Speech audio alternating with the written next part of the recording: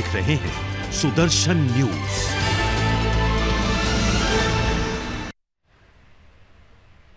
तो twin tower के ध्वस्त होने का समय लगातार पास आता जा रहा है और पास आते आते सीधे तौर पर जो तैयारियां हैं वो लास्ट मोमेंट पर पहुंच चुकी हैं। इस वक्त की शुरुआत इस बड़ी खबर के साथ ट्विन टावर का काउंटडाउन आखिरी चरण में पहुंच चुका है। अब से महज 90 मिनट के बाद ट्विन टावर ध्वस्त हो जाएगा। घड़ी की सुई में जैसे ही 2:30 बजेगा एक ब्लास्ट होगा और उस ब्लास्ट के साथ 9 सेकंड के अंदर भ्रष्टाचार की इमारत धड़ाम हो जाएगी।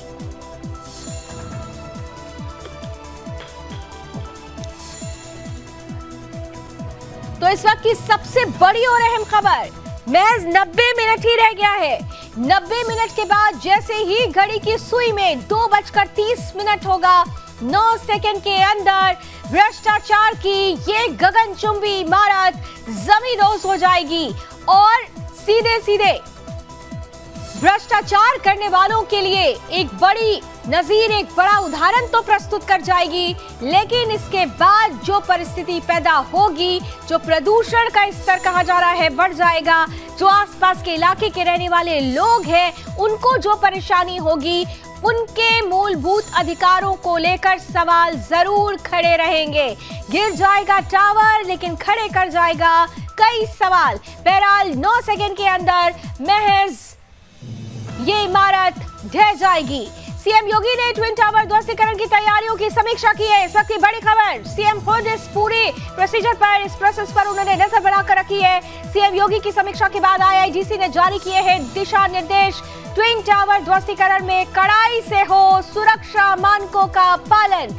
सुरक्षा बहुत महत्वपूर्ण है और इसीलिए इस ध्वस्तीकरण की प्रक्रिया की तैयारियों को लेकर मुख्यमंत्री खुद इस पर पूरे तरीके से उन्होंने नजर बनाकर रखी है। आईआईडीसी को इन्हें जारी कर दिए हैं आदेश, सुरक्षा मानकों का पालन कड़ाई से होना चाहिए।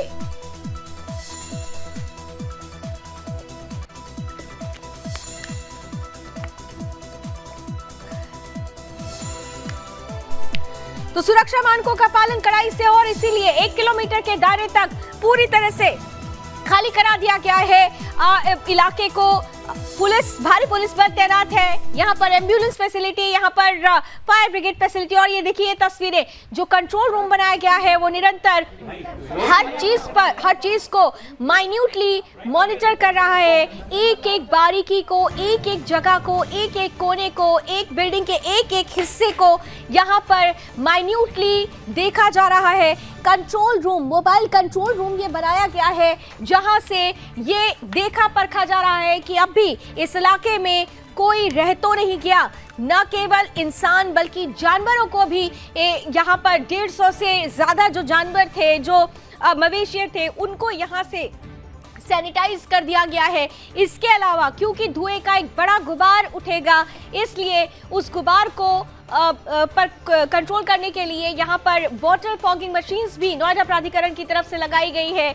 यहाँ पर आप देख सकते हैं सेफ्टी नॉर्म्स को ध्यान में रखते हुए न केवल 2:15 बजे से 2:45 तक नोएडा और ग्रेटर नोएडा रूट को बंद कर दिया गया, बल्कि यहाँ पर जो एम्बुलेंसेज हैं उनको भी यहाँ रखा गया है कि अगर आपदा की कोई ऐसी स्थिति होती है तो त्वरित रूप से यहाँ पर रिलीफ पहुँचाई जाए। इसके लिए बाकायदा आज सुबह 7 बजे से जब इस पूरे इलाके को सैनिटाइज करने की प्रक्रिया शुरू हुई थी, उस समय एक मॉक ड्रिल भी किया गया था और बीते अगर 24 घंटे की बात करें तो बाकायदा ये प्री रिहर्सल्स हुई हैं कि किसी भी तरीके की कोई कमी, कोई चूक ना रह जाए, क्योंकि देश में ऐसा पहली बार हो रहा है कि 2 गगनचुंबी इमारतें जो भ्रष्टाचार की नींव पर खड़ी हुई, उन्हें सुप्रीम कोर्ट के आदेश के बाद ध्वस्त किया जा रहा है। इसकी जिम्मेदारी देश की कंपनी एडिसेफ और साथ साथ south African companies jet explosion company को दी गई है,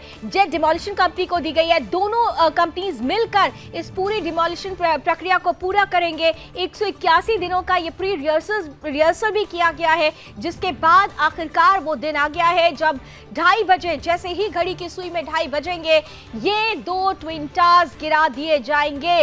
विष्णु स्तंभ, जिसे आप कुतुब मीनार के नाम से भी जानते हैं, उससे भी ज्यादा इनकी ऊंचाई बताई जा रही है।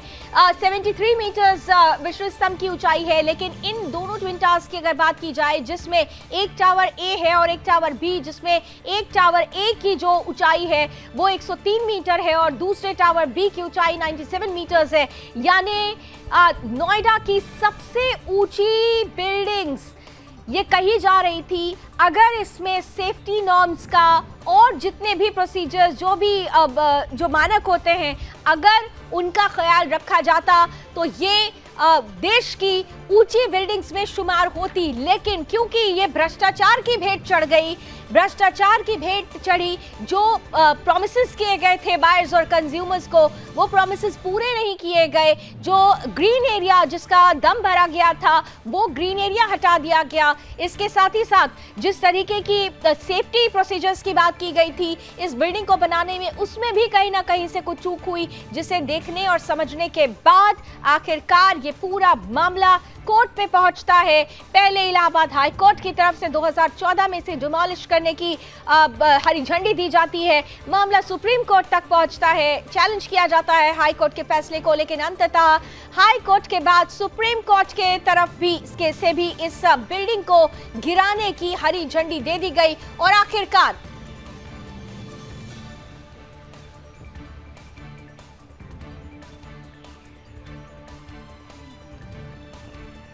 तो डिप्टी सीएम उत्तर प्रदेश केशव प्रसाद मौर्य का ये ट्वीट आप देख पा रहे हैं। नोएडा का Supertech twin tower Shri Akhilesh Yadav और सपा के शासनकाल के भ्रष्टाचार और अराजकता की नीति का जीवंत प्रमाण है। आज मुख्यमंत्री श्री योगी आदित्यनाथ जी के नेतृत्व में भाजपा की सरकार में सपा के भ्रष्टाचार की इमारत ढहेगी। ये है न्याय, यही है सुशासन। तो देखिए, राजनीति भी शुरू हो गई है भारतीय जनता पार्टी की तरफ से। सपा प्रमुख अखिलेश यादव जिनकी सियासत थी उस वक्त जब इस बिल्डिंग की नींव रखी गई थी, उन पर एक बड़ा प्रहार करते हुए डिप्टी सीएम नजर आ रहे हैं। डिप्टी सीएम ने सीधे तौर पर अखिलेश यादव का नाम लेते हुए सपा पर प्रहार किया, अखिलेश यादव पर प्रहार किया है कि आज न्याय हो रहा है, ये सुशासन है, क्योंकि भ्रष्टाचार की इमारत आज बहेगी। भाजपा सरकार में सपा के भ्रष्टाचार की इमारत आज रहेगी।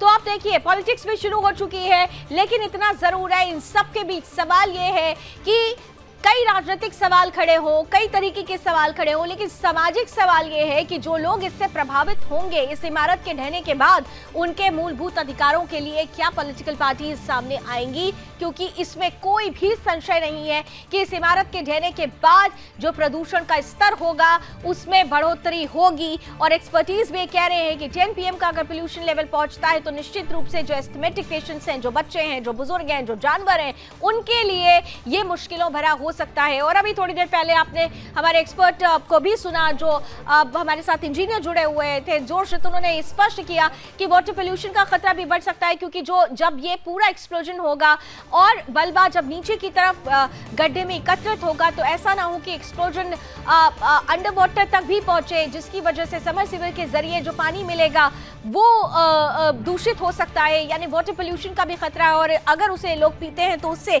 उनके स्वास्थ्य को नुकसान पहुंचेगा। तो कुल मिलाकर जो आफ्टर इफेक्ट है, जो बाद में जो परिस्थिति पैदा होंगी, जो प्रभाव होंगे, उन प्रभावितों के लिए आवाज उठाने का भी वक्त आ गया है। उनको जो प्रभावित कर रहे हैं उनकी रिस्पॉन्सिबिलिटी भी तय करने का वक्त आ गया है। लेकिन इतना जरूर है कि आज जो होने वाला है वो ऐतिहासिक होने वाला है, अभूतपूर्व होने वाला है। ऐतिहासिक इसलिए भी क्योंकि ये भ्रष्टाचार की नींव है पर खड़ी हुई ये बिल्डिंग्स है। आज जब भ्रष्टाचार की ये बिल्डिंग गिर जाएंगी तो निश्चित रूप से ये उदाहरण प्रस्तुत करेंगी उनके लिए, जो आने वाले वक्त में अगर ऐसी किसी नींव को तैयार कर चुके हैं तो उनको थोड़ा संभल जाना चाहिए। क्योंकि कहते हैं ना कि वक्त रहते अगर आप संभल जाते हैं तो ठीक है, नहीं तो वक्त आपको सबक सिखाता है। और वक्त ने आज उनको सबक सिखा दिया है जिन्होंने अपनी झोली भरने के लिए, अपने फायदे के लिए नुकसान पहुंचाया, भ्रष्टाचार की इस नींव को खड़ा किया, और आज उनकी नींव सुप्रीम कोर्ट के आदेश के बाद हिल जाएगी, यानी ये बिल्डिंग्स ध्वस्त हो जाएंगी। सुरक्षा व्यवस्था को लेकर कुछ जानकारियां आई है, जल्दी जल्दी आप देख पा रहे हैं हमारे टीवी स्क्रीन पर। ट्विन टावर पर सुरक्षा व्यवस्था क्या है? इंस्पेक्टर रैंक के 5 ऑफिसर्स को तैनात किया गया है। एक डीसीपी ब्लास्ट साइट पर मौजूद रहेंगे। साइट पर एडीसीपी और एसीपी की भी मौजूदगी रहेगी। ब्लास्ट के समय आपातकालीन सेवा को एक्टिव रखा जाएगा। एम्बुलेंस और फायर ब्रिगेड वहां पर तैनात की गई है। यानी सुरक्षा व्यवस्था, सुरक्षा मानकों का खास तौर से ध्यान रखा जा रहा है और इसीलिए खुद जो मुख्यमंत्री उत्तर प्रदेश योगी आदित्यनाथ हैं, उन्होंने इस पूरे ध्वस्तीकरण की प्रक्रिया पर नजर बनाई हुई है। उन्होंने सुरक्षा मानकों का विशेष रूप से ख्याल रखने के लिए कहा है और इसीलिए सुरक्षा मानकों को ध्यान में रखते हुए ही आज सुबह 7 बजे जब इस पूरे इलाके को पूरी तरह से सैनिटाइज करने की शुरुआत हुई तो उस वक्त एक मॉक ड्रिल भी किया गया। प्री रिहर्सल्स की गई है इस ध्वस्तीकरण को लेकर। कहा जा रहा है कि कंपनी जो डिमोलिशन करने वाली है, उन्होंने बाकायदा इसके लिए 181 दिन प्री प्रिपरेशन किया है और उसके बाद आज इस डिमोलिशन की प्रक्रिया को अंजाम दिया जा रहा है।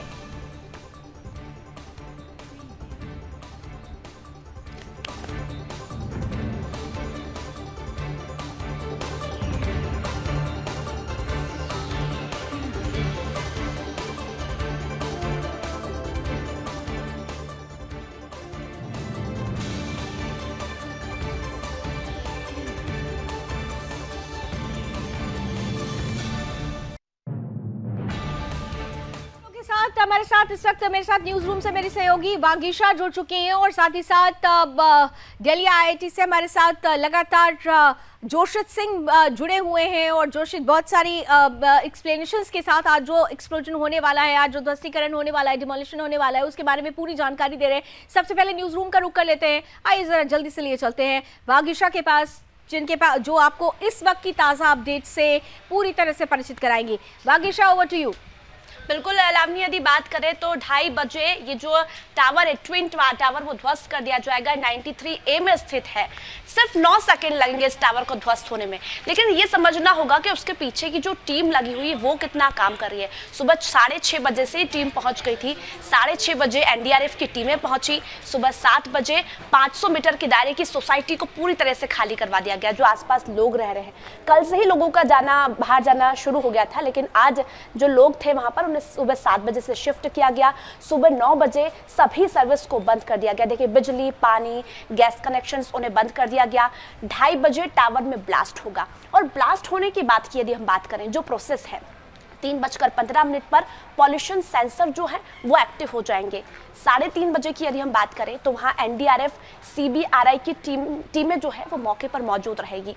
5 बजे जो सभी सर्विसेज बंद की गई थी सुबह 9 बजे से, उन्हें फिर से शुरू कर दिया जाएगा और 7 बजे जिन लोगों को वहाँ से शिफ्ट किया गया है उन्हें वापस लाया जाएगा। तो ये पूरी प्रोसेस है आज की जो शुरू हुई, अभी जो प्रोसेस चल रही है।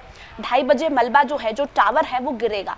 लेकिन वो टावर कैसे गिरेगा? 2 टावर है, वो एक साथ नहीं गिरेंगे, एक करके दोनों टावर को गिराया जाएगा। पहले सियान टावर है, उससे गिराया जाएगा वो, उसके बाद में जो एपेक्स टावर है वो 11 धमाके होंगे उसके अंदर, तब वो गिरेगा। मतलब एक करके दोनों टावर को गिराया जाएगा।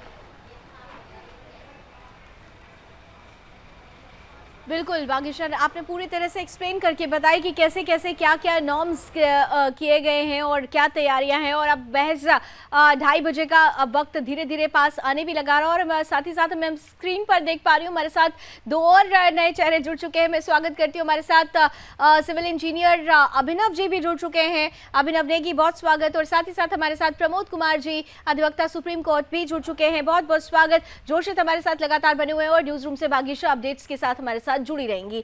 मैं अभिनव आपके पास आते हुए, क्योंकि देखिए आपके एक और सहयोगी जोशित भी हमारे साथ इस पैनल का हिस्सा है और आप दोनों ही निरंतर, अभिनव कल से हमारे साथ जुड़े हुए हैं, जोशित सुबह से हमारे साथ जुड़े हुए हैं, एक एक चीज माइन्यूटली समझाने की कोशिश की जा रही है। लेकिन अभिनव, एक महत्वपूर्ण बात अब मैं आपसे भी जानना समझना चाहूंगी कि हम आफ्टर इफेक्ट्स की बात कर रहे हैं। आफ्टर इफेक्ट्स से पहले कुछ मेजर्स होते हैं जिनको ध्यान में रखा जाता है, खास तौर से जब 9000 से ज़्यादा जो छिद्र किए गए हैं जिसमें बारूद भरा गया है। कहा जाता है कि आप थोड़ा सा क्लियर करिएगा इसे, कि उसमें भी बहुत सारे मानक होते हैं, लिमिटेड क्वांटिटी होती है हर बिल्डिंग पर, हर छेद पे, और जो छेद किए गए हैं, जो पॉइंट्स बनाए गए हैं, उनका जो डायमीटर है वो भी डिफरेंट होता है, फ्लो वाइज अलग अलग होता है। तो ये कैसे तय किया जाता है, थोड़ा सा अगर आप हमारे दर्शकों को आसान शब्दों में समझा सकें। अभिनव। बिल्कुल लावनी जी, मैं अपने सारे श्रोताओं को इस तरीके से समझाऊंगा कि चाहे वो सिविल इंजीनियर नहीं भी होंगे तब भी उनको बहुत आसानी से चीज़ें समझ आएंगी। सबसे पहले समझाने से पहले कि उन होल्स का डिस्ट्रीब्यूशन कैसे गया है, मैं सारे लोगों को बताना चाहूंगा कि बहुत सारे लोग कह रहे हैं कि यार ये बिल्डिंग तोड़ क्यों रहे हैं, इसको जो लोग झुग्गी में रहते हैं, जिनके पास घर नहीं है, उनको दे दो। तो मेरा उन सभी से सवाल है जो ऐसे ट्वीट कर रहे हैं ट्विटर पे कि भाई क्या जो झुग्गी पे रहते हैं उनकी जान की कीमत नहीं है क्या? जब वो बिल्डिंग अनसेफ है रिच पीपल के लिए, तो वो अनसेफ है हर एक पुअर पीपल के लिए भी। ठीक है, तो ऐसा नहीं है कि रिच के लिए अगर अनसेफ है तो पुअर को वहां पे डाल दें। अब मैम आपके सवाल पर मैं आता हूँ कि उन होल्स के लिए बिल्डिंग को एक्सप्लोड करने से पहले या इम्प्लोड करने से पहले क्या चीजें ध्यान में रखनी चाहिए। सबसे पहले जहां जहां पर वो 6000 लगभग 700 होल किए गए हैं, 9600 होल किए गए हैं, उन होल्स पर जब वो विस्फोटक लगाए जाएंगे 3700 किलो के, तो कुछ लोकेशंस को हम प्राइमरी लोकेशन कहते हैं, और वो लोकेशंस वहां होंगी जहां पर डक्ट करने से, जहां पर एक इम्प्लोजन लगाने से वो बेस सबसे ज्यादा आप मकान को कच्चा करेंगी या उसकी जड़ को कच्चा करेंगे। तो प्राइमरी जहां पर भी क्रिटिकल सेक्शंस होंगे वहां पर किया जाएगा, और उन डक्ट्स को करने में, उन होल्स को करने में ये ध्यान रखा जाएगा कि कभी भी होल्स इस लोकेशन पे ना हो कि बिल्डिंग बाहर की तरफ गिर जाए। हमेशा वो इम्प्लोड होना चाहिए, इस तरीके से होल्स होंगे कि वो अंदर की तरफ गिरेंगे, ना कि वो बाहर की तरफ। और भाई बहुत सीधा सा साधारण सा मैं आपको एग्जांपल बताता हूं। हम सबके घर में या ऑफिस में आपने देखा होगा वैक्यूम क्लीनर होगा। वो कैसे काम करता है कि आपके पास जो धूल होगी वो हाई प्रेशर से लो प्रेशर पे जाएगी। धूल नहीं, दुनिया की हर एक चीज हाई प्रेशर से लो प्रेशर पे जाती है। तो वैक्यूम क्लीनर के अंदर हम कम प्रेशर लगा प्रोवाइड कर देते हैं, तो जो आपके पास रूम प्रेशर होगा वहां से जो धूल जाएगी वो कम प्रेशर की तरफ जाएगी। इसी तरीके से बहुत सारे लोग अभी टेंशन ले रहे हैं कि यार बिल्डिंग बाहर तो नहीं गिर जाएगी, वो जो आसपास की बिल्डिंग्स है उसके सामने जो छोटी सी लग रही है, हमने अभी सुदर्शन चैनल के ड्रोन कैमरा की मदद से भी देखे, क्या उन छोटी गिल्डों में तो नहीं गिर जाएगी? नहीं। सबसे पहले दो चीजें, एक तो डक्ट्स इस तरीके से किए गए हैं कि वो अंदर गिरेगा, दूसरा चीज एक्सप्लोजन नहीं है, इम्प्लोजन है, यहाँ पे चीजें कंसंट्रेट करेगी, वॉल्यूम बढ़ेगा नहीं। तीसरी चीज बर्नौली प्रिंसिपल लगाया जाएगा। क्लियर कर लेती हूँ, और मैं अब ध्यान रखूंगी कि आपने इम्प्लोजन ही बोला जाए। जोशित ने भी हालांकि क्लियर किया था कि एक्सप्लोजन नहीं करके इसको इम्प्लोजन बोला जाए, तो शायद जो डर है उसकी जो तीव्रता है वो थोड़ी सी कम हो जाएगी। जी अभिनव। बिल्कुल, डर की गुंजाइश है ही नहीं। हम आपके यहाँ पर ना बिल्डिंग पर विस्फोट ही नहीं लगाए जाएंगे। सब लोग सोच रहे हैं विस्फोट लगाए जाएंगे 3700 किलो के, यहाँ पर बाहर से आपके पास प्रेशर भी लगाया जाएगा ताकि बिल्डिंग अंदर की तरफ गिरे, बाहर नहीं आएगा।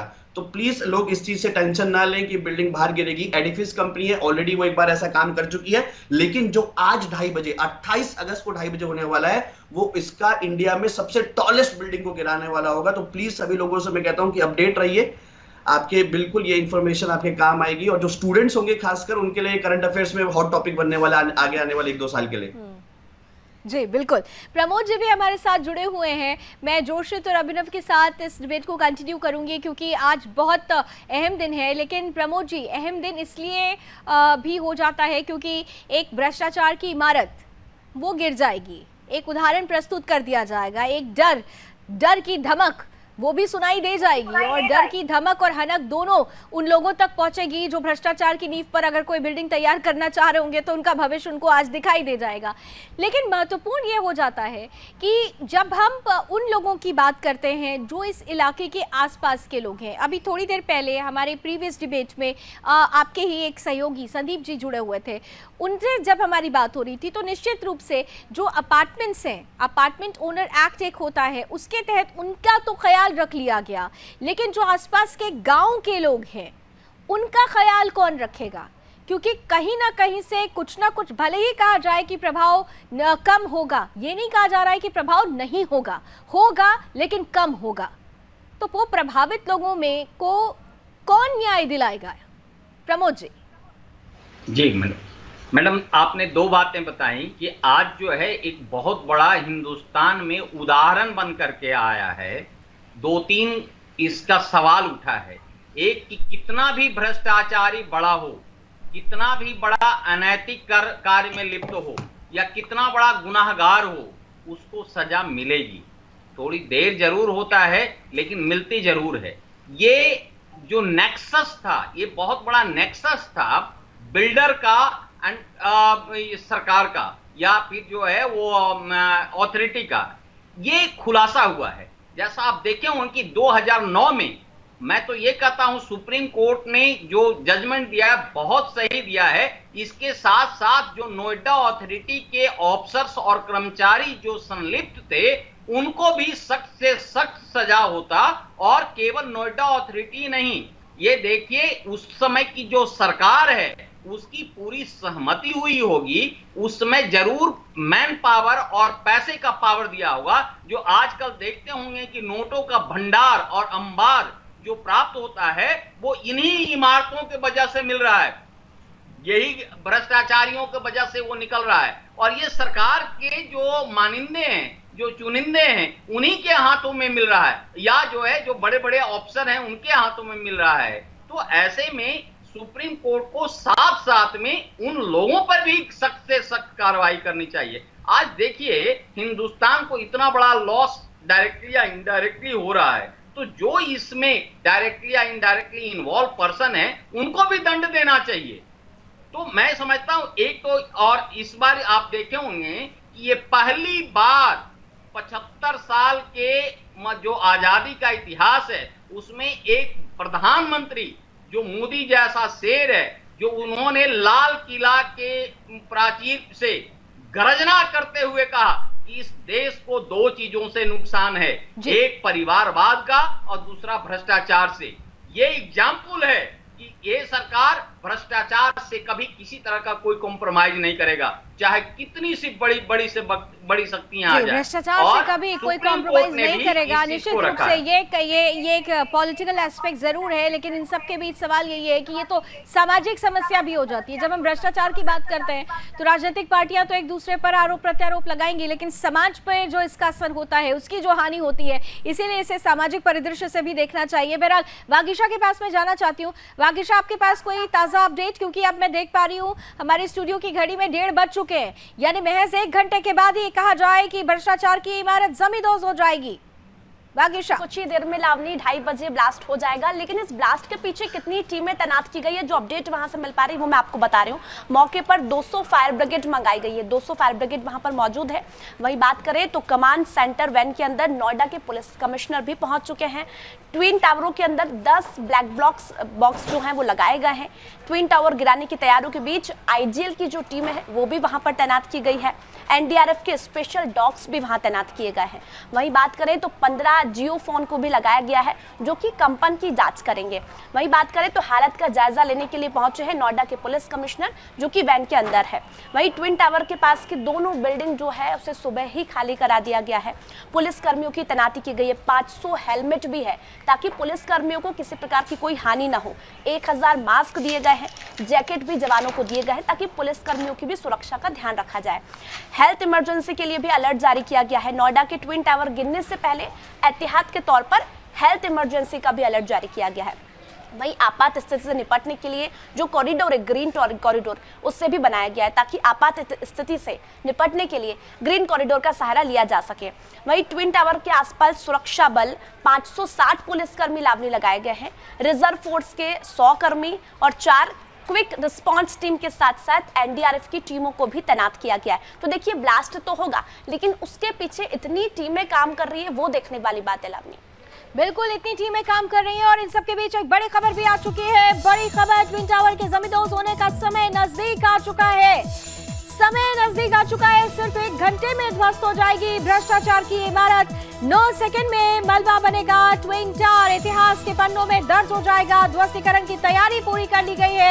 एनडीआरएफ ने मोर्चा संभाल रखा है, तमाम जो टीम्स हैं उन्होंने मोर्चा संभाल रखा है।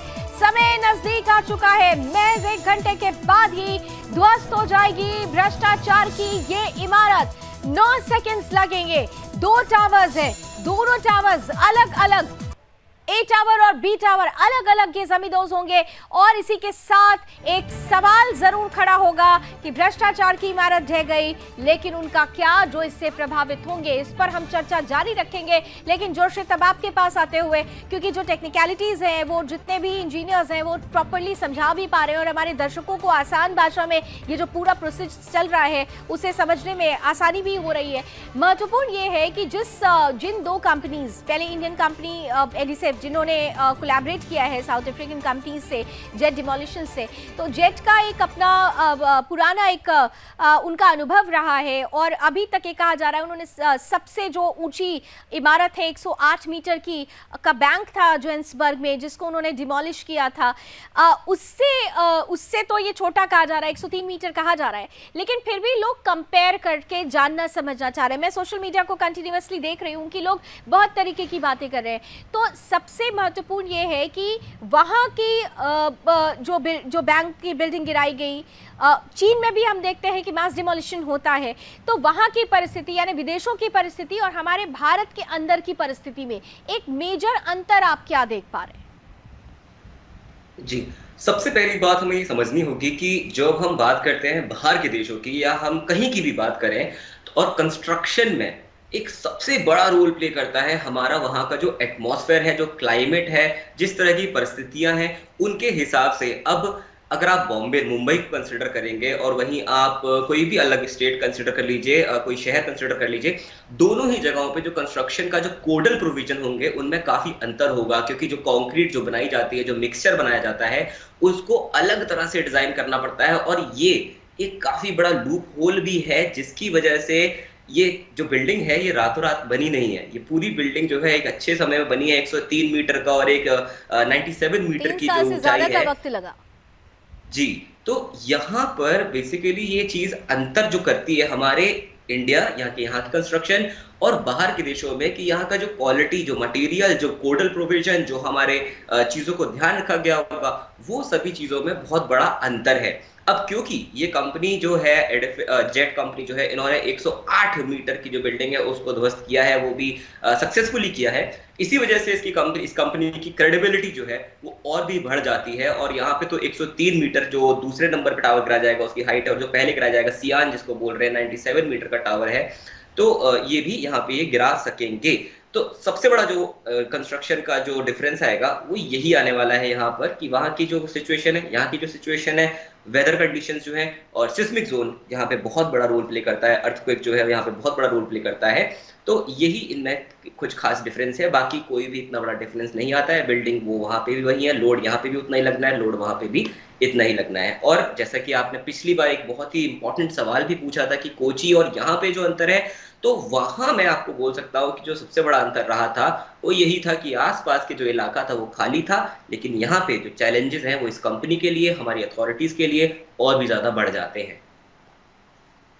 में अभिनव सवाल यही उठता है कि देखिए सारे जो मेजर्स हैं, सेफ्टी नॉर्म्स, सेफ्टी मेजर्स, उनको तो जो एसओपीज है उनको फॉलो तो किया जा रहा है, लेकिन मन में एक डर बना हुआ है। एक बहुत सिंपल सा सवाल, क्योंकि हमारे एक दर्शक हैं और वो बार बार ये जानना समझना चाह रहे हैं और शायद उनके वो उसी के आसपास रहते हैं, इसीलिए वो कह रहे हैं कि देखिए, मैं बहुत साधारण शब्दों में उन्होंने पूछा है कि जो दूसरी बिल्डिंग्स है उनकी नींव पर तो कोई खतरा नहीं है ना, क्योंकि अभी प्राइमरली तो हम देखेंगे, मान लीजिए कोई दरार नहीं होती है, लेकिन काफ़ी कुछ हम देखते हैं कि अंदर अगर कुछ हो जाए, अंदर ही अंदर नींव में कोई प्रॉब्लम तो नहीं होगी, और बाद में अगर कोई हादसा हो जाता है तो ऐसी कोई समस्या तो नहीं है। अभिनव, कि जब ये ट्विन टावर एपेक्स और सियान गिरेगा तो उसके बगल वाले टावर में हो सकता है कि जैसे अभी जोशी सर और मैंने दोनों ही ने बताया कि आपके पास ये इम्प्लोजन है, बिल्डिंग अंदर की तरफ आएगी, बाहर नहीं जाएगी। दूसरा चीज, ठीक है अंदर की तरफ आएगी, लेकिन जब वो इतना ह्यूज अमाउंट में इतने टन्स का कंक्रीट नीचे गिरेगा तो शॉक वेव से बगल वाली बिल्डिंग के foundation, beam, column, slab crack हो सकते हैं। एक बहुत ही कॉमन डाउट होगा। उन सभी चीजों को, उन सभी डाउट्स को मैं लोगों को आश्वासन दिलाता हूं कि एक कुशन यहाँ पे प्रोवाइड किया जाएगा। जो बिल्डिंग आप देख रहे हैं, आपको बिल्डिंग क्योंकि ड्रोन कैमरा से काफी दूर से दिखाई दे रही है तो आप कुशन नहीं देख पा रहे होंगे, इसके अंदर पे कुशन लगा रखा होगा और वो इतना कुशन होगा कि ये जितने भी शॉक्स या वाइब्रेशन पैदा करेंगे उन सभी को ऑब्जॉर्व करेगा।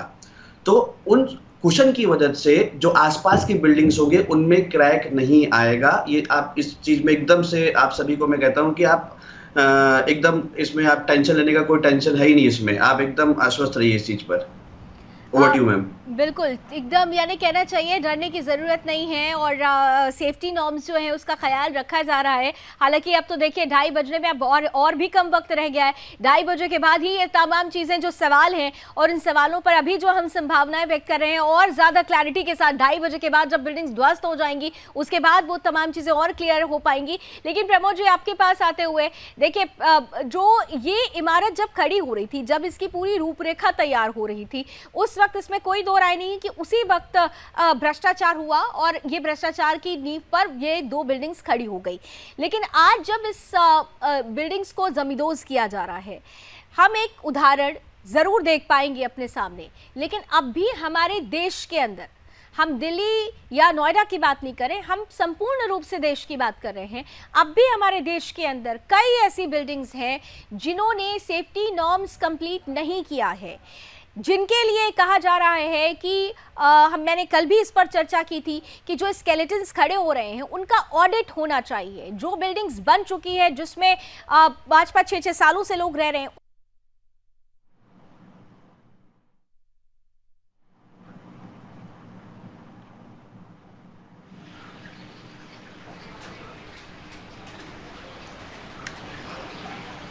बिल्कुल, आपने बिल्कुल जो है सही बताए हैं। देखिए, हम लोग नोएडा में रह रहे हैं और ये पाया गया है, यदि आप यहाँ देखेंगे कि 99% जो यहाँ मल्टी स्टोरेज बिल्डिंगें हैं, जो कॉम्प्लेक्स ये बना हुआ है, वो कोई भी सेफ्टी नॉर्म्स या जो ये बिल्डिंग प्लान के तहत जो है बनता है वो फुलफिल नहीं कर रहा है। इसलिए इसमें दो राय नहीं है कि कहीं न कहीं आज भी कुछ न कुछ जो है मिली भगत है। लेकिन जैसा आप देखे होंगे कि ये जो ट्विन टावर है या इस तरह का जो टावर का निर्माण या रियल एस्टेट जब बहुत ज्यादा फल फूल रहा था, आज के करीब 10 साल पहले की ये कहानी थी। तो 10 साल पहले में जो भी सरकारें यहाँ पे थी उनकी मिली भगत थी और इसमें दो राय नहीं है कि पूरी तरह से वो सरकार भ्रष्टाचार में संलिप्त था, ऊपर से नीचे तक के संलिप्त था और जो चाहे वैसा कर लेता था, जिसका साक्षात उदाहरण जो है ये ट्विन टावर है। जो आप देखेंगे कि सारे नियमों को धत्ता बताते हुए इस तरह का निर्माण किया गया। निश्चित रूप से उस समय की सरकार आंख बंद कर करके किसी न किसी काइंड से वो प्रभावित थी। ये सौभाग्य है कि हमारे देश में कानून अभी भी सक्रिय है और माननीय सर्वोच्च न्यायालय ने इस पर किसी तरह का कोताही ना बरतते हुए, किसी तरह का जो है सॉफ्ट कॉर्नर ना बताते हुए, क्योंकि उन्होंने कहा कि भ्रष्टाचार और जो यहाँ के जो जीवन शैली है, यहाँ के जो जनता है, यहाँ के जो कस्टमर हैं, उनकी हम जीवन से खिलवाड़ नहीं कर सकते हैं, चाहे उसके लिए हम कोई भी कीमत चुकाना पड़े। आज देखिए ये जो है कम से कम 1000 करोड़ का प्रोजेक्ट है, तोड़ने में बहुत ज्यादा हो रहा है, लेकिन इसके बावजूद भी इन फ्यूचर में जो जान और माल हानि होता है इसमें, उसको उन्होंने एहतियात बरतते हुए, चूंकि ये अवैध था, ये चूंकि ये गैर कानूनी ढंग से ये बनाया गया था, इसलिए माननीय सर्वोच्च न्यायालय ने बहुत ही सख्त कदम उठाते हुए उन्होंने गिराने की आज का जो तारीख निर्णय कर लिया था। दूसरी तरफ आप देखेंगे नोएडा अथॉरिटी को भी माननीय सर्वोच्च न्यायालय में माननीय चंद्रचूड़ साहब का जो बेंच था, उन्होंने बहुत सख्त लहजे में बोला था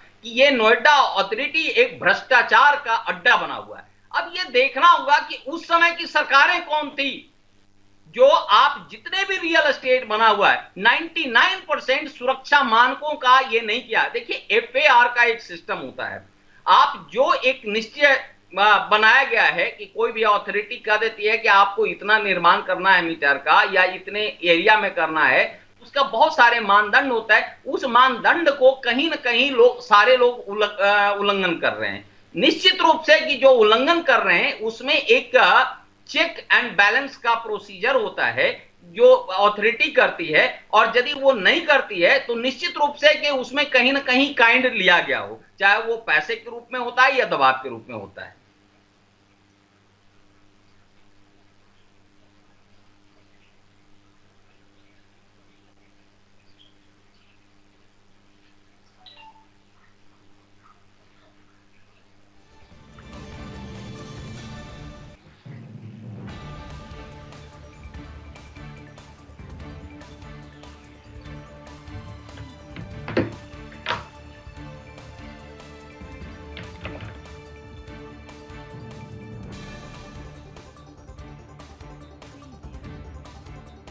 अब ब्लास्ट होने में कुछ ही समय का वक्त बचा है।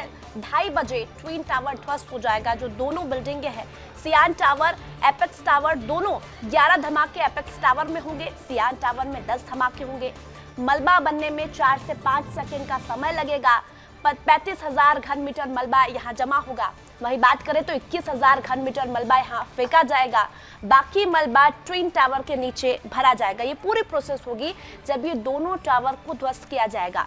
मलबे की यदि बात करें तो मलबे के ट्रक के साथ ट्रक के 1200-1300 फेरे लगेंगे और तकरीबन 400 से 500 पुलिसकर्मी भी वहां तैनात किए गए हैं। तमाम टीमें वहां तैनात की गई है। 2:30 बजे दोनों टावर ध्वस्त हो जाएंगे, जो कि भ्रष्टाचार से लिप्त था ये टावर। और सुप्रीम कोर्ट के आदेश के बाद, पहले हाईकोर्ट ने आदेश दिया लेकिन सुप्रीम कोर्ट ने हाईकोर्ट के आदेश पर रोक लगा दी, लेकिन अब सुप्रीम कोर्ट के आदेश के बाद ठीक 2:30 बजे 9 सेकंड में टावर ध्वस्त हो जाएगा। आसपास के जो लोग हैं उन्हें कहीं और शिफ्ट किया गया है, जानवरों का भी ध्यान रखा गया है, रूट जो है उन्हें भी डाइवर्ट किया गया है। आप लोग मैप के जरिए पूरा रूट देख सकते हैं, क्योंकि जिस तरह से पॉल्यूशन का खतरा बताया जा रहा है, पॉल्यूशन को देखते हुए कई ऐसे रूट है, फ्लाईओवर की यदि बात करें, हाईवे की बात करें, तो रूटों को डाइवर्ट किया गया है। और इसी को देखते हुए जो लोग वहां से गुजर रहे हैं उन्हें मैप के जरिए पूरी जानकारी मिल पाएगी कि आप लोगों को किस रूट से होकर जाना है। तो तमाम चीजों का यहाँ ध्यान रखा गया है। देखिए, बात करें सुबह 6:30 बजे से ही ये पूरी प्रोसेस शुरू हो गई थी। एनडीआरएफ की टीमें सुबह 6:30 बजे पहुंची। सुबह 7 बजे की यदि बात करें तो 500 मीटर के दायरे की सोसाइटी को खाली करवा दिया। जो भी आसपास वहाँ सोसाइटी है वहाँ के लोगों को खाली करवा दिया गया है। फिलहाल अब बात करें तो अब इस पूरी टीम में वहाँ पर तैनात की गई है। अब से कुछ ही समय में दोनों टावर ध्वस्त हो जाएंगे। सुबह 9 बजे सभी सर्विसेज बंद हो गई थी। पानी, बिजली, गैस कनेक्शन फिलहाल बंद है। ये सुबह 5 बजे शुरू होंगे और माफ कीजिएगा, शाम को 5 बजे शुरू होंगे और शाम को 7 बजे जो लोग जिन्हें कहीं और शिफ्ट किया गया है उन्हें फिर से अपने अपने टावर में भेजा जाएगा। पॉल्यूशन की यदि बात करें तो पॉल्यूशन का भी बहुत ध्यान रखा गया है। पॉल्यूशन के लिए एक मशीन लगाई गई है। पॉल्यूशन सेंसर जो है वो 3:15 पर एक्टिव होंगे। 3:30 की यदि बात करें, ये जो पूरी प्रक्रिया है हम बता रहे हैं टावर के ध्वस्त होने की बात की। 3:30 बजे एनडीआरएफ, सीबीआरआई की टीमें मौके पर रहेंगी और 5 बजे सभी जो सर्विस जो बंद की गई है वो शुरू हो जाएगी। और 7 बजे, शाम को 7 बजे जो सोसाइटी में लोग हैं, जो लोग आसपास के लोग हैं जिन्हें कहीं और शिफ्ट किया गया है, उन्हें दोबारा एंट्री शाम को 7 बजे मिलेगी। तो जिस तरह से हम देख रहे हैं, टावर के पास रहने वालों को भी हिदायत दी गई है कि आप लोग टावर के आसपास ना आए। और जिस तरह से आसपास की जो ट्विन टावर है, जो दोनों ट्विन टावर है, वो जो मलबे हैं, मलबों की यदि हमने बात की तो जिस तरह से 15 सेकंड, 9 से 12 सेकंड का समय है जिसमें वो जमींदोज कर दिए जाएंगे दोनों ट्विन टावर। और 3700 किलोग्राम विस्फोटक का इसमें इस्तेमाल किया गया। 3700 किलोग्राम का विस्फोटक जो कि दोनों ही टावर को ध्वस्त करेगा। 9640 इसमें छेद किए गए हैं और छेद करने के बाद जो प्रोसेस है पूरी हम आपको बता रहे हैं, कुछ ही सेकंड, सिर्फ 9 सेकंड के अंदर ये पूरा टावर ध्वस्त हो जाएगा। 9 सेकंड के अंदर ये पूरा टावर जमींदोज हो जाएगा। और वागीशा ने बहुत एक्सप्लेन करते हुए आप सभी दर्शकों को विस्तार से बताया कि आखिर क्या प्रोसीजर रहेगा, क्या क्या नॉर्म्स हैं और किस तरीके की तैयारी की गई है। जोशित और अभिनव को अब मैं लाना चाहती हूँ, क्योंकि जोशित, सबसे महत्वपूर्ण ये है कि ट्विन टावर, अब देखिए आधे घंटे कह सकते हैं, आधे से पौन घंटे का वक्त ही अब बाकी है जब ये ब्लास्ट होगा। इसके बाद ये कहा जा रहा है कि 1 घंटे तक नो फ्लाई जोन कर दिया गया है। लेकिन एक यहाँ पर एग्जाम्पल जो मैं यहाँ पर देकर आपसे और अभिनव से ये चीज़ें समझना चाहूँगी कि जब चीन में मास डिमोलिशन हुआ था उस वक्त भी 1 से 1.5 घंटे के लिए नो फ्लाइंग जोन कर दिया गया था उस पूरे इलाके को। लेकिन उसके बावजूद अगले 1 हफ्ते तक उस फ्लाइंग जोन में प्रॉब्लम आई है, फ्लाई करने में जो विजिबिलिटी थी उसमें प्रॉब्लम आई है। तो ऐसी परिस्थिति में आज क्या केवल 1 घंटे पे नो फ्लाइंग जोन बनाने के बाद क्या सारी प्रॉब्लम्स सॉर्ट आउट हो जाएंगी? क्या उसके बाद उस एयर स्पेस में फ्लाई करना सेफ रह जाएगा? जोशित, सबसे पहले आप। जी, यहाँ पर हमें एक चीज़ समझनी होगी कि बिल्कुल सही है, 1 से 1.5 घंटे के लिए जो नो फ्लाई जोन किया गया है उसके अपने प्रिकॉशनरी रीज़न है। लेकिन उसके बाद भी काफी 1-2 हफ्ते तक आपको यहाँ पे हिंड्रेंस जो है वो डिस्टर्बेंस मिलेगी, हवा में रहेगा वो जो आप कह रहे थे विजिबिलिटी इशू जो आएगा वो जरूर आएगा। यहाँ पर आप बिल्कुल ऐसा समझ लीजिए कि बादल जैसे बनता है। बादल कैसे बनता है? नीचे से आपका जो ड्रॉपलेट्स हैं जो बेसिकली वो ऊपर जाते हैं इवेपोरेट होकर की, जैसे कि अभिनव सर ने भी अभी यहाँ पे एक्सप्लेन किया था कैसे कोई भी चीज ज्यादा प्रेशर से कम प्रेशर की तरफ जाती है। इसी तरह से जो बहुत छोटे छोटे पार्टिकल्स होंगे, PM10 लेवल के पार्टिकल्स होंगे, वो धीरे धीरे करके आपके आसमान में यानी कि हवा में मौजूद रहेंगे, जो कहीं ना कहीं विजिबिलिटी में परेशानी जरूर देंगे। दूसरी बात कि जैसे हमारे रोड्स होते हैं, गाड़ी का एक नियमित एक आप कह सकते हैं वे होता है, रास्ता होता है, उसी पे चल सकते हैं। इसी तरह से जो एरोप्लेन्स होते हैं उनका भी एक नियमित रास्ता होता है कि ऐसा नहीं है वो कहीं से भी जा सकते हैं, उनका भी एक नियमित रास्ता है। तो उस रूट को ध्यान में रखते हुए ही ये डिसीजन लिया जाता है कि कितने घंटे के लिए नो फ्लाई जोन करना चाहिए या फिर यहाँ पे और भी ज्यादा वक्त की जरूरत लगने वाली है। तो कहीं ना कहीं हम ऐसा कह सकते हैं कि ये प्रॉब्लम तो रहेगी कि विजिबिलिटी इशू तो आएगा, बट दूसरी बात जानना ये भी जरूरी है कि जो हमारा रास्ता है, जो एरोप्लेन्स का रास्ता बनाया गया होगा, जो वे है, क्या वो रूट यही है या वो किसी और रूट से भी जाते हैं। तो उसके अब जितना पास होता ये बिल्डिंग, जितना एरोप्लेन रूट के पास होगा, उतने ही ज्यादा टाइम तक यहाँ पे नो फ्लाई जोन करना पड़ेगा। और नो फ्लाई जोन जो है अगर आप करते हैं तो उसके सिर्फ यही मायने नहीं है कि वहां से एरोप्लेन नहीं जा पाएगा, बल्कि वहां पे आप ड्रोन भी नहीं उड़ा सकते हैं, वहां पे और भी दिक्कतें आ सकती हैं। और उसी के साथ कहीं ना कहीं अगर फ्लाइट रास्ता बदलती है या दूसरे रूट से जाती हैं तो वहां पे फाइनेंशियल जो एस्पेक्ट है वो भी जरूर आता है। तो इस चीज को ऑप्टिमाइज करने के लिए इंजीनियरिंग ऑप्टिमाइजेशन पे चलती है सिर्फ और सिर्फ। तो इस चीज को ऑप्टिमाइज करने के लिए इस टाइम को जो है डिसाइड किया जाता है, जो कि यहाँ पे 1.5 घंटे का या 1 घंटे का जो है वो रखा जाएगा। निश्चित रूप से। तो अभिनव आपके पास आते हुए देखिए, ये जो सारी चीज़ें जैसा कि रोशत ने भी समझाई, आपसे मैं एक सवाल और प्लस करके पूछूंगी कि कुछ जो मेजर्स हैं उनको तो फॉलो करने की बात निरंतर हो रही है, लेकिन फिर भी अगले एक हफ्ते के लिए जो आम जनमानस हैं, जो आसपास के लोग हैं, उनको कौन से सेफ्टी नॉर्म्स लेकर चलने होंगे? क्योंकि उनके लिए अभी केवल आज शाम तक पहुंचकर या कल सुबह पहुंचकर उनके लिए अभी मुसीबत कम नहीं होगी, उनके लिए अभी प्रॉब्लम्स होएगी, क्योंकि मलबा जो वहाँ पर इकट्ठा होगा 3 महीने तक ये कहा जा रहा है उसको सफाई में लगेगा, प्लस जिस पोल्यूशन की हम निरंतर बात कर रहे हैं, तो वो कौन सी तैयारियां हैं, वो कौन सी सेफ्टी है जिसको वहाँ के रहने वाले आसपास के लोगों को ध्यान में रखना चाहिए? पहला क्वेश्चन कि जो चाइना में ऐसा डिमोलिशन हुआ तो वहाँ पे फ्लाइट काफी देर तक के लिए बंद की गई, लेकिन यहाँ पे सिर्फ 1 घंटे के लिए की जा रही है। और दूसरा क्वेश्चन कि आसपास के लोगों को अगले 1 हफ्ते के लिए क्या प्रिकॉशन लेने चाहिए। पहले सवाल पे आता हूँ मैम।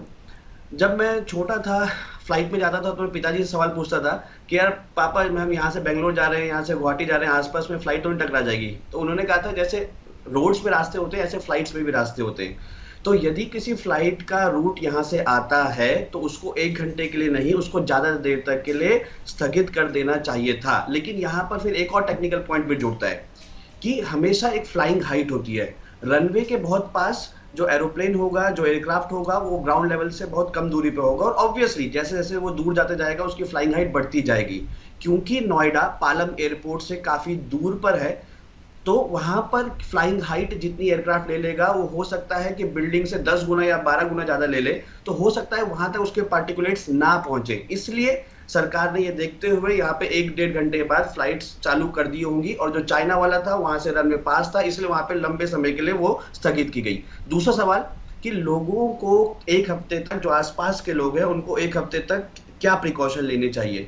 सबसे पहले तो मैं अपने सारे श्रोताओं को ये बता दूं कि जो जोशी सर हैं वो वहाँ नोएडा में ही रहते हैं और वो साइट से लगभग 12 किलोमीटर दूर रहते हैं, लेकिन फिर भी जोशी सर के मोबाइल पर आज एक सुबह मैसेज आया है कि आपको अपनी खिड़कियां इतने समय से लेकर इतने समय तक बंद रखनी है। तो जो भी मैं अभी आपको चीजें बता रहा हूँ वो जस्ट एडजेसेंट सोसाइटीज नहीं, आसपास के जो 4-5 किलोमीटर के दायरे में, रेडियस में जो लोग हैं उनके लिए भी है कि अभी, क्योंकि जो आपको बड़ा मलबा होगा ना वो नीचे आ जाएगा, वो आपको दिक्कत नहीं करने वाला है। आपके रेस्पिरेटरी सिस्टम में वही चीज दिक्कत करेंगी जो बहुत ही छोटी हैं, जिनका साइज माइक्रोमीटर्स में अपने दर्शकों को समझा दूं, 10⁻⁻⁶ मीटर का भी बहुत बहुत छोटा हिस्सा वो आपके रेस्पिरेटरी सिस्टम में जा सकता है। उसके लिए जैसे आप मास्क हैं उन्हीं को पहनिए। अब सवाल ये आता है कि सर कोई अलग टाइप का मास्क ले लें क्या? इसका भी मैं टेक्निकल रीजन ऐसा दूंगा जो लोगों को समझ आ जाएगा, आम लोगों को भी समझ आ जाएगा। जो आपका कोरोना वायरस था जिसके लिए आप मास्क पहनते थे, उसका साइज इन डस्ट पार्टिकल से भी छोटा है। ठीक है, तो अगर वो मास्क उनको रोकने की क्षमता रखता है, अगर आप वो मास्क पहन रहे हैं, तो आप ये वाला वो सेम मास्क से आप कंटिन्यू कर सकते हैं। इसके पार्टिकल्स कोरोना वाले वायरस से तो बड़े ही होंगे, तो आप मास्क पहन के ही रखिए अगले 1 हफ्ते के लिए। बाकी आपके पास एंटी फॉग गन चलाई जाएंगी, जिनसे काफी हद तक वो जीरो तो नहीं होगा, पर बहुत हद तक वो कम हो जाएगा। ये मैम आपके दोनों क्वेश्चन के जवाब थे। मैं एक और चीज यहाँ पे कहना चाहूंगा, अगर मैं यूनिवर्स पे देखा जाऊं, क्योंकि जब मैं आईआईटी दिल्ली में था तो इनका बहुत रिसर्च करता था डिमोलिशन का, इससे पहले भी मैम एक शंघाई टावर था आपके पास जो स्काई जी प्रॉपर नहीं था। फायर एग्जिट कैसे नापते हैं हम, मैं सारे ऑडियंस को बताना चाहूंगा कि आपके पास पर्टिकुलर टाइम में इतने लोग बाहर हो जाने चाहिए। उनके फायर एग्जिट शंघाई टावर के बहुत छोटे थे, तो उसको डिमोलिश नहीं किया गया। क्यों? क्योंकि उसमें फायर एग्जिट की दिक्कत थी। तो उसमें क्या किया कि हम भाई उसके सारे फ्लोर्स को यूज नहीं करेंगे, क्योंकि आप इवैक्यूएट नहीं कर सकते हो पीपल को, तो कुछ लिमिटेड टावर्स में अपने लोग रखेंगे, क्योंकि अब सारे लोगों के सारे टावर फुल हो जाएगा तो क्षमता नहीं है आपके पास एग्जिट कराने की। तो उसमें कुछ टावर्स पे ही परमिशन दी गई लोगों को रहने के लिए। लेकिन सेम काम हम यहाँ पे नहीं कर सकते, क्योंकि यहाँ पे फायर एग्जिट के साथ साथ बाकी सेफ्टी नॉर्म्स में भी दिक्कत है, जो कि स्पेसिंग उनके बीच में अप्रोप्रिएट नहीं है, ग्रीन एरिया में वो बनाया गया है। तो सिर्फ फायर एग्जिट वाली दिक्कत होती है यहाँ पर। तो हम शंघाई टावर की तरह कर सकते थे कि भाई 40 टावर की बिल्डिंग बनने वाली है, अभी शायद 27 या 29 बन भी चुके हैं, तो 40 टावर की बनने वाली है, तो भाई हम 20 फ्लोर पे ही काम लोगों को अलाउ करेंगे, 20 फ्लोर बाकी अनऑक्युपाइड रहेंगे। लेकिन यहाँ पे फायर के अलावा बाकी सेफ्टी दिक्कत भी रह गई। और मैं एक और चीज बोलना चाहूंगा कि मैम हम बार बार कह रहे हैं कि भ्रष्टाचार है, बिल्कुल है, लेकिन मेरे ख्याल से भ्रष्टाचार प्लस नेग्लिजेंस है। भ्रष्टाचार प्लस नेग्लिजेंस की इमारत तो ढह जाएगी आज 2:30 बजे, लेकिन सवाल फिर भी खड़े रहेंगे। और मेरे ख्याल से प्रमोद से ज्यादा अच्छा बता पाएंगे कि भ्रष्टाचार के लिए तो नियम है, दंड है, नेग्लिजेंस के लिए भी कुछ तो कुछ होंगे क्या? वो भी भ्रष्टाचार के अंडर आता है। चलिए प्रमोद जी, आपसे ही ये सवाल, और बतौर सिविल इंजीनियर वो कह रहे हैं कि भ्रष्टाचार ठीक है, भ्रष्टाचार के लिए तो है बहुत सारे दंड का प्रावधान है, लेकिन नेग्लिजेंस के लिए क्या? प्रमोद जी। जी मैडम जी प्रमोद जी, सवाल दरअसल अभिनव जी ने उठाया कि भ्रष्टाचार को लेकर तो कानूनी प्रावधान है, सजा का भी प्रावधान है, लेकिन जो लोग नेग्लिजेंस करते हैं, जो ध्यान नहीं देते, जो जब बस आई गई कर देते हैं चीजों को, हाँ जी चल रहा है तो चल रहा है, उनके लिए क्या? देखिए, माननीय सर्वोच्च न्यायालय ने ये बहुत बड़ा संदेश दिया है आगे के यहाँ लोगों को। आप देखिए कि किसी तरह कोई माननीय सर्वोच्च न्यायालय ने सॉफ्ट कॉर्नर इसमें नहीं रखी। किसी तरह का बहुत इसमें दलील आया था कोर्ट में, जब बहस चली थी चंद्रचूड़ साहब के यहाँ कि नहीं जी इसमें अस्पताल बना दो, ये देश का नुकसान है, फलाना है, ढिंगना है, लेकिन उन्होंने केवल एक मैसेज देने के लिए कि कल होकर के कोई भी आतताई बदमाश जो अपने कानून को जो है वो तोड़ने वाला हो और इस तरह से जो है खरीद फरोख्त कर करके जो भी मनमाना निर्माण कर ले या मनमानी कर ले, तो उस पर लगाम लगे कि देखिए चाहे कितना भी पैसे वाले हैं, कितनी भी ताकतवर हों, और यदि आप गैर कानूनी काम करते हैं तो कहीं ना कहीं आपको दंड मिलेगा। और आपको पता होना चाहिए कि आज सुपरटेक जो इतनी बड़ी कंपनी थी, आज वो दिवाला हो गया है और उसको जेल के सलाखों में जाना पड़ा था। आज देखिए आम्रपाली जो सोसाइटी है, जो बिल्डिंग बना रहा है, उसके मालिक भी जेल के सलाखों में। और ऐसे ऐसे बहुत सारे ऐसे जो रियल एस्टेट के जो आका बैठे हुए थे और जो भ्रष्टाचार में लिप्त थे, वो हमारी जो जनता की गाड़ी कमाई लेकिन बावजूद इसके जी सवाल इसलिए खड़े हो रहे हैं, बावजूद इसके, ठीक है आपने जो एग्जांपल्स दिए, जो उदाहरण दिए, ठीक है सलाखों के पीछे हैं, लेकिन उस तरीके का डर कायम नहीं हो पाया। अगर डर कायम हो जाता तो फिर भ्रष्टाचार की जो इमारतें खड़ी होती चली जा रही हैं वो खड़ी ही नहीं होती, ये रोक पहले ही लग गई होती। देखिए आपने बहुत सही आज क्वेश्चन किए हैं मैडम। हमने जैसा पहले बताया कि इस बार पहली बार ऐसा कोई प्रधानमंत्री है देश का जो आजादी के 75 साल के बाद लाल किला के प्राचीर से ये आह्वान किए कि हमारे देश को भ्रष्टाचार खोखला कर रहा है, इस पे लगाम लगाने की जरूरत है। इसका एक उदाहरण है, आप देखिए वो जमाना गया। आज क्या है कि हर कुएं में भांग पड़ा हुआ है। जहां भी आप देखते हैं, इसके पहले की जितनी भी सरकारें रही है वो भ्रष्टाचार में ऊपर से नीचे संलिप्त रहा है। ठीक और है। आप देखेंगे कि वो अपना एक तरह से भ्रष्टाचार का इंस्टीट्यूट बनाए हुए थे, ठीक है। आज इसका एक लगाम लग रहा है। चलिए, आप कह रहे हैं Otherwise, लगाम हमारे लग रहा देश है, को जितना लेकिन तरक्की मेरे करना साथ चाहिए, जितना हम जोशी जी तरक्की भी नहीं जुड़े कर हुए हैं, पाएंगे। मेरे साथ अभिनव जी भी जुड़े हुए हैं। और क्योंकि जब बिल्डिंग्स खड़ी होती है तो उसमें सिविल इंजीनियर्स का सबसे इंपॉर्टेंट रोल होता है। अब वो बहुत, क्योंकि वो करीब से देखते समझते जानते हैं बहुत सारी चीज़ें, कुछ सीमाएं होंगी शायद वो खुलकर नहीं बोल पाए, लेकिन बहुत सारी चीज़ों की तरफ आज उन्होंने हिंट ज़रूर दिया है। और उन हिंट्स के तहत ही हम ये सवाल खड़ा कर रहे हैं कि ये जो भ्रष्ट इमारत खड़ी हुई थी, इस भ्रष्ट इमारत को आज तो गिरा दिया जा रहा है, लेकिन अभी बहुत सारी ऐसी नींवें हैं जो अब भी मजबूती के साथ हैं, उनको कब गिराने का काम किया जाएगा। एक छोटा सा ब्रेक मुझे लेना पड़ेगा, ब्रेक के बाद भी आप सभी के साथ चर्चा जारी रहेगी। और अब तो महज 20 मिनट का वक्त रह गया है जब इस भ्रष्टाचार की इमारत को ढा दिया जाएगा, टावर गिरा दिए जाएंगे, ट्विन टावर। लेकिन सवाल कई खड़े हो जाएंगे, वो सवाल कौन कौन से हैं और उन सवालों का जवाब कौन कौन देने के लिए तैयार है। आज इसी मसले पर हम दिन भर चर्चा करते रहेंगे। ध्वस्तीकरण के प्रोसेस को भी हम लाइव आपको दिखाएंगे। स्पॉट पर हमारे रिपोर्टर्स मौजूद हैं जो पल पल की जानकारी आपको दे रहे हैं। फिलहाल एक छोटा सा ब्रेक, जल्द हाजिर होते हैं।